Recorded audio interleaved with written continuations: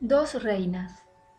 Isabel I Tudor, reina de Inglaterra e Irlanda, y María Estuardo, reina de Escocia. Sin que ni siquiera llegaran a conocerse, estas dos mujeres se pasaron sus vidas pendientes la una de la otra. Los recelos, el temor y hasta la rivalidad femenina las situó una frente a la otra. El ambiente político-religioso del momento en Europa las enfrentó también en los dos polos opuestos de las luchas religiosas, sin que ni ellas mismas lo buscaran. María fue la esperanza del catolicismo inglés en la clandestinidad, mientras que Isabel lo fue para los calvinistas de los Países Bajos, en su lucha contra el Imperio español y para los hugonotes franceses. Isabel Tudor, hija de Enrique VIII y de Ana Bolena, se convirtió en reina de Inglaterra a la edad de 25 años, después de tener que esperar a que reinaran sus dos hermanastros, Eduardo VI y María I.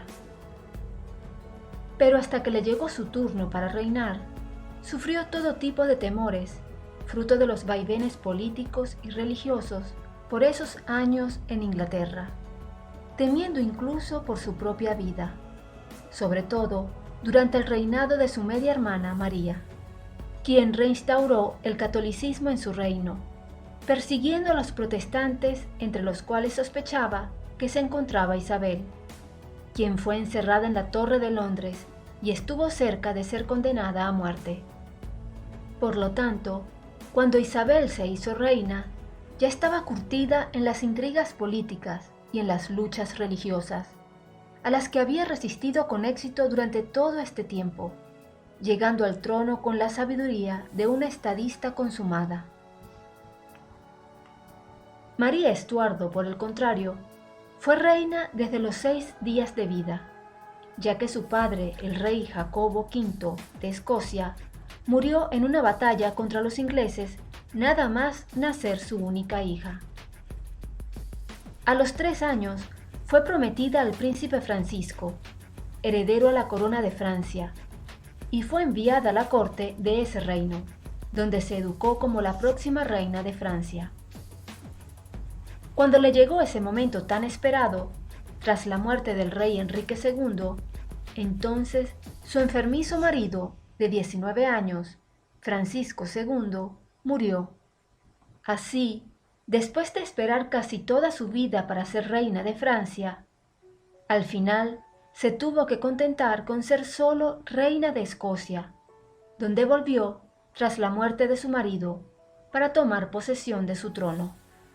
Sin embargo, nunca renunció al trono de Inglaterra, porque consideraba que Isabel era ilegítima, por haber sido el fruto de una mujer de la corte, que había sido deslegitimada y repudiada por su propio marido, Enrique VIII. Cuando María llegó a hacerse cargo de su nuevo reino, Escocia se veía inmersa en una revolución religiosa que estaba llevando al país al protestantismo más radical. María era católica y nunca renunció a su fe, por lo que el futuro que le esperaba en su propio reino era muy incierto e inestable.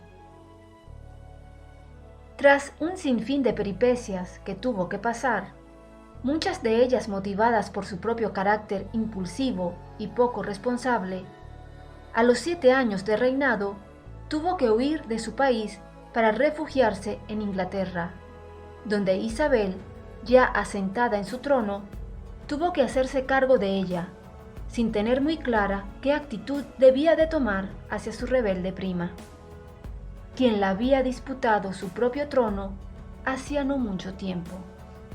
La reina inglesa, que no sabía qué hacer con María, que por un lado era pariente de la familia y compañera de monarquía con derechos divinos, pero por otro lado, una seria amenaza para su trono, vaciló y retrasó la decisión final sobre el destino de María, al ponerla bajo arresto domiciliario.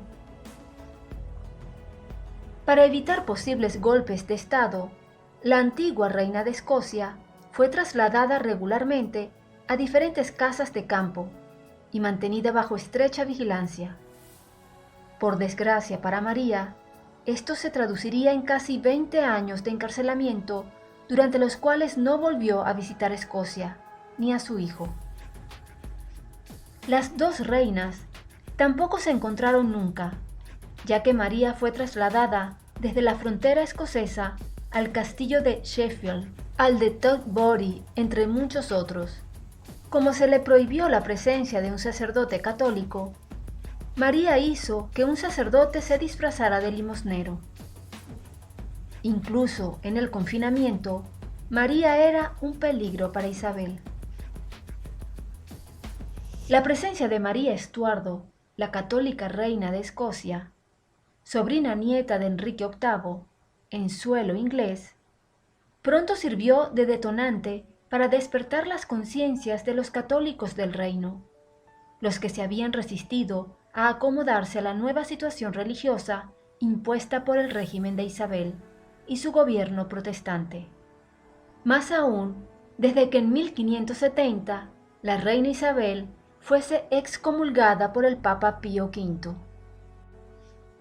La excomunión de un monarca por el Papa desligaba automáticamente a cualquier súbdito de seguir manteniendo la obligación de obediencia y sumisión hacia dicho monarca. Y en este caso, la medida papal, que estaba pensada para hacer el máximo de daño al régimen de Isabel, pretendía empujar a todo buen católico de aquella isla a la desobediencia civil, incluso a elegir entre la obediencia a su reina o al Papa, jugándose la condena eterna de su alma si elegía a la primera. De esta manera, la antigua reina escocesa se había convertido en la figura de las conspiraciones de inspiración católica para desalojar a Isabel del trono, y las conjuras católicas contra la figura e incluso vida de la reina Isabel se fueron sucediendo una tras otra, a veces financiadas por España o Francia, ayudadas por el embajador de España en dicha corte. En 1569 hubo una rebelión en el norte de Inglaterra, provocada por los condes de Northumberland y Westmoreland, ambos católicos acérrimos. Los conspiradores tomaron Durham y esperaban que María se convirtiera en reina y luego se casara con Thomas Howard, el duque de Norfolk. Isabel respondió enérgicamente, enviando un ejército dirigido por el conde de Sussex, lo que hizo que los líderes rebeldes huyeran despavoridos. 900 de los rebeldes fueron acorralados y ahorcados. Luego vino el complot de Ridolfi, en 1571.